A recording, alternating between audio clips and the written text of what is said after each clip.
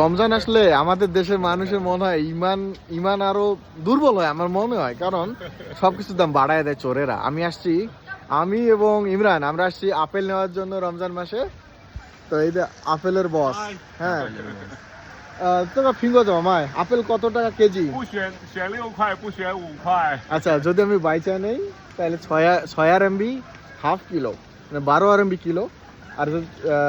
আর যদি না বাইচা, যদি র্যান্ডমলি ও দিয়ে দেয় ব্যাগে করে, তাহলে 10 RMB হইলো কিলো, 18 টাকা RMB তে 180 টাকা কেজি যদি ডাইরেক্ট আমি নেই নর্মালি। আর নাইলে প্রায় 220 টাকার মতো কেজি পড়ে।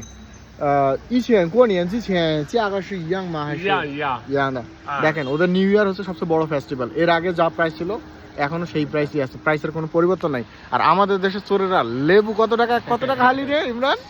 এখন মনে 200 টাকা উপরে, আমি জানি না। 200 টাকা লমান। আমাদের ওইখানে যখন উৎসব হয় সবকিছুর দাম বাইরে যায়।我们那里节日的时候东西会很贵的，你们这里会不会那样？我们这边节日和平时差不多。